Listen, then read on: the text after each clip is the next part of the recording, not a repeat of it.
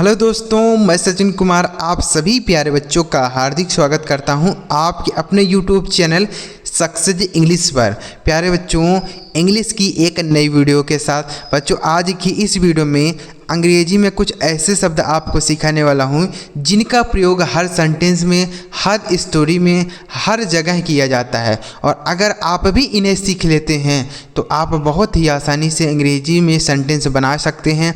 अंग्रेजी में कोई चीज़ लिखा है उसे हिंदी में पढ़ सकते हैं, क्योंकि आपको इनका मतलब भी बताऊंगा, इनका पढ़ने का तरीका भी बताऊंगा, साथ ही साथ इन्हें सेंटेंस में यूज करना भी बताऊंगा। तो चलिए बिना किसी देरी के वीडियो स्टार्ट करते हैं और सीखते हैं। अगर आपको यह वीडियो पसंद आता है तो लाइक कर देना है, और इस चैनल पर पहली बार आए हैं, सब्सक्राइब नहीं किया तो चैनल को ज़रूर सब्सक्राइब कर लेना है। चलिए देखते हैं। देखिएगा बच्चों, यहाँ पर लिखा है अंग्रेज़ी बोलने और पढ़ने का एकदम लेटेस्ट तरीका। बच्चों ध्यान से आपको वीडियो को देखना, यहाँ बहुत ही इंपॉर्टेंट शब्द हैं। जितने शब्द हैं हर जगह ही यूज किए जाते हैं, बस आपको ध्यान से देखिए। लिखा गया पहला शब्द है THIS, तो इसे पढ़ा जाता है बच्चों दिस। THIS इसे पढ़ा जाता है दिस। क्या पढ़ते हैं मेरे भाई? दिस। दिस का हिंदी मतलब क्या होता है? दिस मतलब होता है यह। दिस का हिंदी मतलब यह होता है। इसका प्रयोग बच्चों किसी एक चीज़ के लिए होता है और नज़दीक चीज़ हो, मतलब एक ही चीज़ हो और आपके करीब में हो, आपके पास में हो, तो आप दिस बोल सकते हैं। जैसे यह मेरा घर है तो आप बोल सकते हैं दिस इज़ माई हाउस। यह मेरा घर है, दिस इज़ माई हाउस। ठीक है। यह मेरा फ़ोन है, दिस इज़ माई फ़ोन। यह मेरा कंप्यूटर है, दिस इज़ माई कंप्यूटर। यह मेरा बाइक है, दिस इज़ माई बाइक। तो दिस का मतलब क्या हो गया मेरे भाई? यह हो गया। समझ में आया? एक ही चीज़ होनी चाहिए और आपके नज़दीक होनी चाहिए। दो कंडीशन है, ठीक है, दोनों याद रखिए। अब देखिए यहाँ पर अगला शब्द है THAT। इसे हम पढ़ते हैं दैट। THAT that. दैट का मतलब क्या होता है? वह। दैट का हिंदी मतलब क्या होता है? वह। देखिए इसका प्रयोग होता है एक चीज़ हो लेकिन आपसे दूर हो। क्या हो मेरे भाई? दूर हो। यानी एक ही चीज़ होनी चाहिए लेकिन आपसे दूर हो तो दैट बोलेंगे। ठीक है। अगर नज़दीक हो तो दिस और दूर हो तो दैट। जैसे वह मेरा घर है तो आप बोल सकते हैं दैट इज़ माई हाउस। ठीक है। वह मेरा घर है, दैट इज़ माई हाउस। वह मेरा कंप्यूटर है, दैट इज़ माई कंप्यूटर। वह मेरा फ़ोन है, दैट इज़ माई फ़ोन। वह मेरी बाइक है, दैट इज़ माई बाइक। ठीक है। तो दैट का मतलब होता है वह। दूर की वस्तु के लिए वो होता है, एक ही वस्तु होनी चाहिए। ठीक है। अब देखिए अगला शब्द है THEY। इसे हम क्या पढ़ते हैं? दे। THEY दे। दे का मतलब क्या होता है मेरे भाई? वे होता है। वे होता है या वे शब्द भी होता है। ठीक है। चाहे आप वे बोल सकते हैं चाहे वे शब्द। जैसे वे सब मेरे मित्र हैं, दे आर माई फ्रेंड।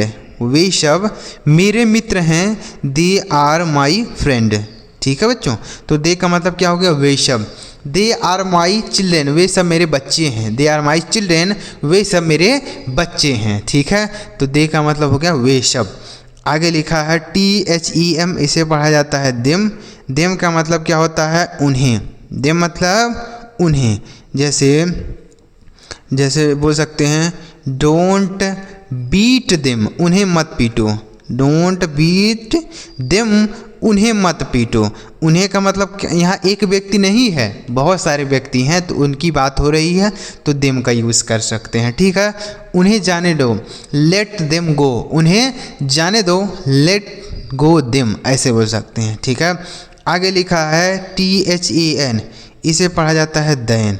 अब इस दैन का मतलब क्या होता है? दैन मतलब होता है बच्चों से। क्या होता है? से होता है। से।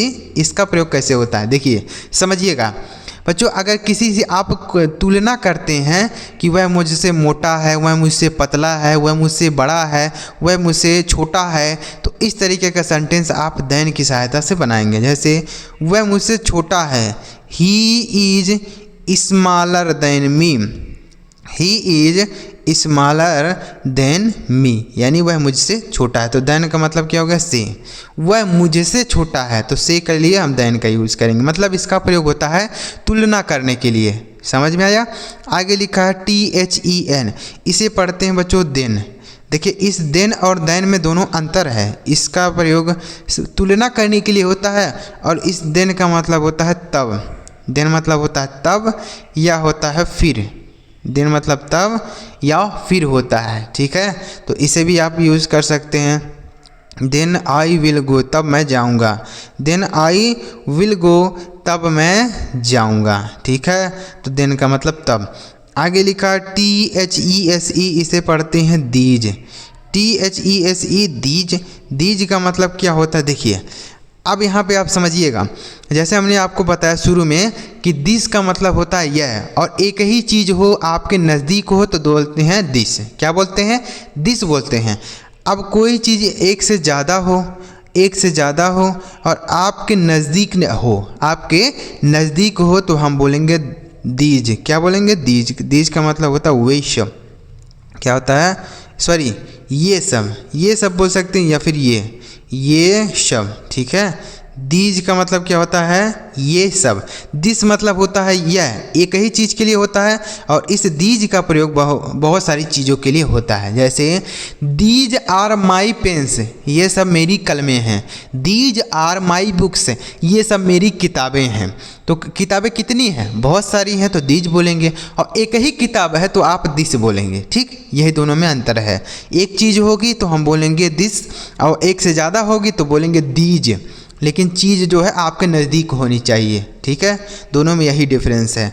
अब देखिए यहाँ लिखा है THOSE, इसे पढ़ते हैं दोज। क्या पढ़ते हैं? दोज। अब इस दोज का मतलब होता है वे सब। क्या होता है? वे सब, ठीक है। देखिए इस दैट का मतलब होता है वे, मतलब ये है जो चीज़ है एक ही है लेकिन आपसे दूर है तो आप बोलेंगे दैट। अब ये जो चीज़ है ये आपसे दूर है लेकिन बहुत सारी चीज़ें हैं, तब क्या बोलेंगे? तब दोज बोलेंगे। क्या बोलेंगे? दोज बोलेंगे, ठीक है। जैसे दोज आर माई ट्रीज, वो सब मेरे पेड़ हैं। दोज आर माई ट्रीज, वे सब मेरे पेड़ हैं, ठीक है। तो क्या हो गया? दोज का मतलब वे सब। अब एक ही पेड़ है तब क्या बोलेंगे? दैट इज़ माई ट्री, वह मेरा पेड़ है, ठीक है। वे सब मेरे पेड़ हैं, दोज आर माई ट्रीज। समझ में आया दोनों में अंतर?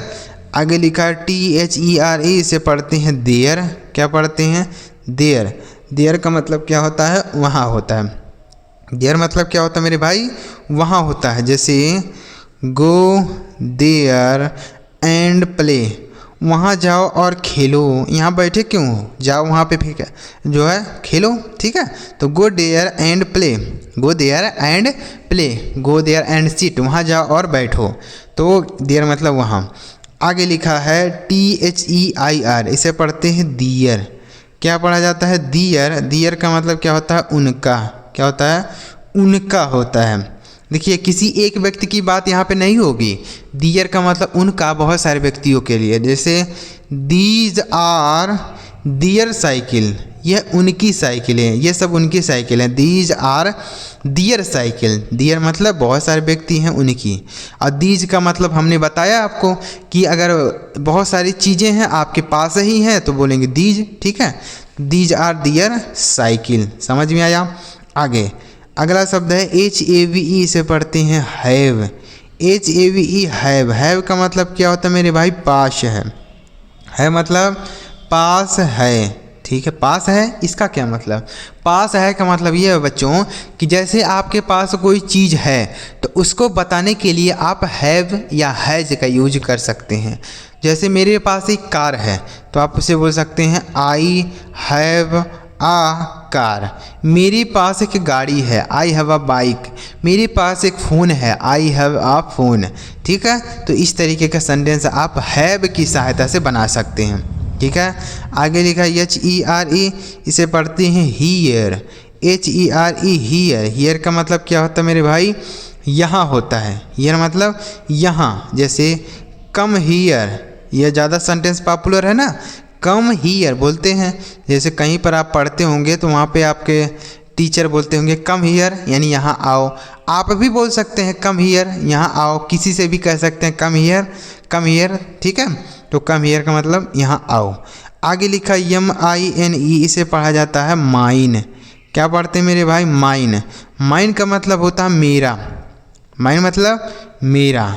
जैसे this book is mine, this book is mine, यह किताब मेरा है। ठीक है, देखिए अगर आप माई का प्रयोग करना चाहते हैं, माई मतलब भी होता है मेरा, तो अगर आप माई का यूज़ करेंगे तो उसके साथ नाउन का प्रयोग होता है, लेकिन इस माइन के साथ नाउन का प्रयोग नहीं होता है, यानी इसके बाद कुछ भी नहीं लिखा जाएगा। ध्यान रखना है आपको, इसके बाद नाउन नहीं आएगा। लेकिन वह जो माई होता है, माई मतलब भी मेरा होता है, इसके साथ नाउन का प्रयोग होता ही होता है। ठीक है, लेकिन इसके साथ नहीं होता है।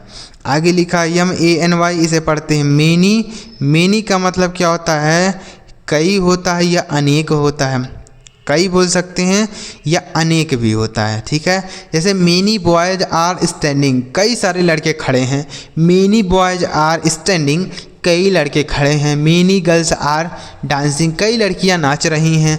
मेनी स्टूडेंट आर रीडिंग, कई बच्चे पढ़ रहे हैं, कई छात्र पढ़ रहे हैं। ठीक है, ऐसे। आगे लिखा है MUCH, इसे पढ़ते हैं मच। मच मतलब क्या होता है? मच का मतलब होता है अधिक। मच मतलब अधिक होता है।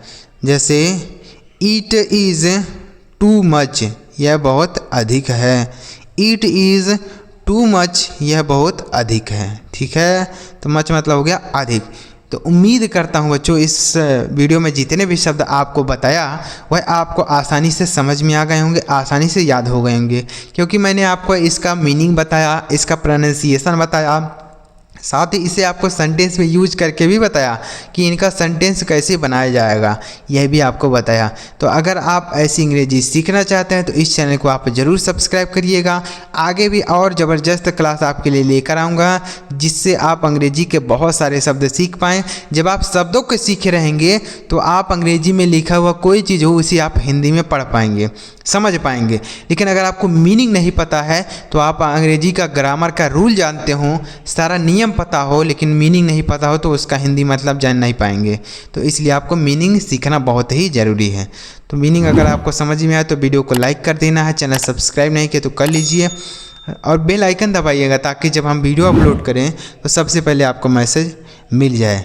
चलिए मिलते हैं प्यारे बच्चों अगली वीडियो में किसी नए टॉपिक के साथ। वीडियो देखने के लिए आपका बहुत बहुत धन्यवाद।